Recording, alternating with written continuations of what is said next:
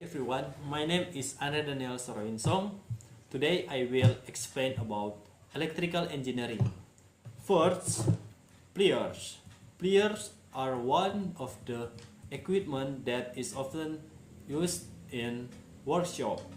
Pliers are made of aluminum and copper iron. Besides, some types of pliers are used to cut small metal such as wire or cable. I will take one example of combination pliers. Combination pliers is one type of pliers that serves to clamp or alt workpiece, bend wires and cut wire. And the second is LED, light emitting diode. The lamp is a pioneer that produces light.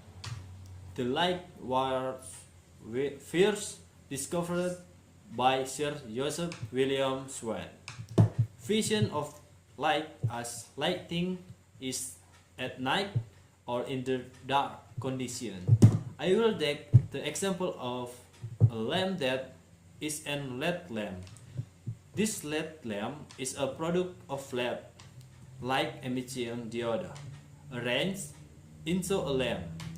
These LED lights have a lifetime and electrical efficiency several times better than incandescent lamps and remain far more efficient than neon lights.